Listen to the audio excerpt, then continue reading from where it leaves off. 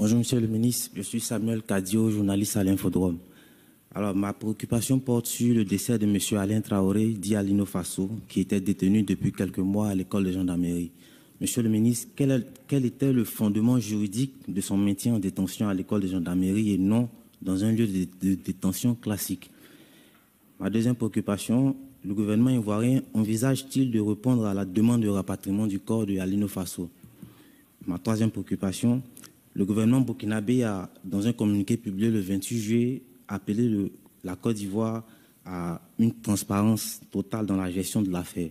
Est-ce que le gouvernement ivoirien va diligenter une enquête indépendante sur la mort d'Alino Faso? Merci, monsieur.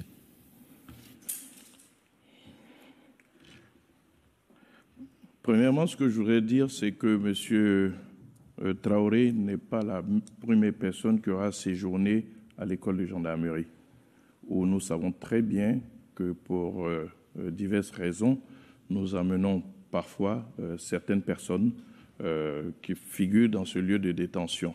Ça permet donc, je dirais, d'assurer leur sécurité essentiellement. Et dans le cadre des procédures, vous devez savoir que nous pouvons, grâce à des décisions du procureur, maintenir certaines personnes en détention pendant toute la période de la procédure. Donc l'instruction était en cours. Alino Faso était en détention à l'école de gendarmerie. Pour le reste, nous nous en tenons au communiqué du procureur de la République. Ce communiqué du procureur est assez clair. Nous sommes un pays sérieux et le procureur reste quand même une personne assermentée et son communiqué est très clair sur les circonstances. Nous ne voyons pas donc pourquoi demander plus de transparence que cela. Ce serait remettre en doute nos institutions. Ce serait remettre en cause la transparence de nos institutions. Je le dis et je le répète, le chef de l'État a réussi à mettre en place toutes les institutions de notre pays. Il a assuré à la justice son indépendance en refusant désormais d'assurer la présidence du Conseil supérieur de la magistrature, qui est assurée par un magistrat. Tout cela pour garantir cette indépendance de la justice.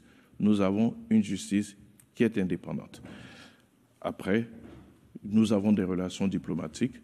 Très certainement, le ministère des Affaires étrangères va saisir donc les autorités diplomatiques burkinabées pour la suite de cette affaire. Mais pour l'heure, nous nous en tenons au communiqué du procureur de la République qui a été suffisamment clair sur le décès de M. Traoré. Je voudrais regretter ce décès. C'est une personne humaine. Donc vous pouvez comprendre à partir de ce moment que nous soyons sensibles à l'affliction qui peut toucher ses parents et ses proches. Nous sommes désolés pour ce décès, mais je veux dire que tout a été fait dans les normes.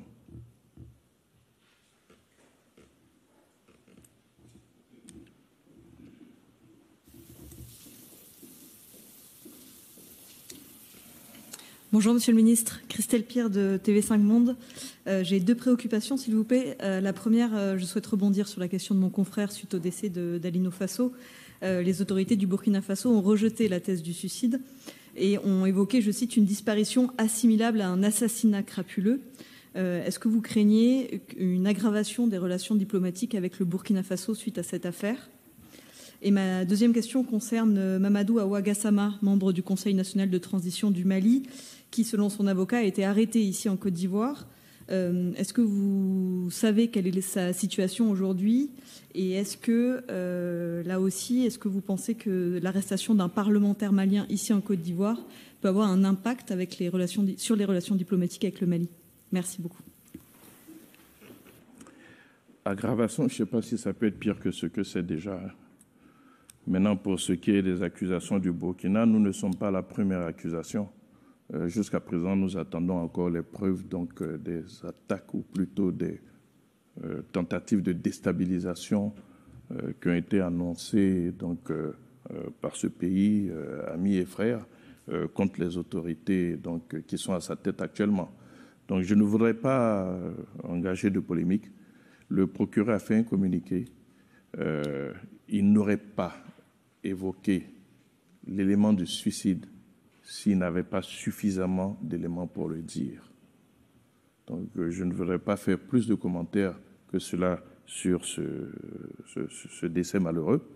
Il est simplement regrettable que l'on veuille exploiter à des fins politiques le décès d'un être humain. Je reviens à ce que je disais, c'est un homme qui est mort. C'est une famille qui est impactée. Il est mort malheureusement dans les conditions que nous connaissons. Il s'est donné la mort et cela en rajoute, donc je dirais, à la tristesse de cet événement. C'est malsain de vouloir l'exploiter à d'autres fins. Pour ce qui est donc de M. Gassama, oui, il a été pris ici, mais à partir du moment où une procédure est engagée, vous comprenez que je me réserve de commentaires sur cette interpellation. Un parlementaire malien, oui, peut-être que l'immunité dont il jouit, c'est dans son pays.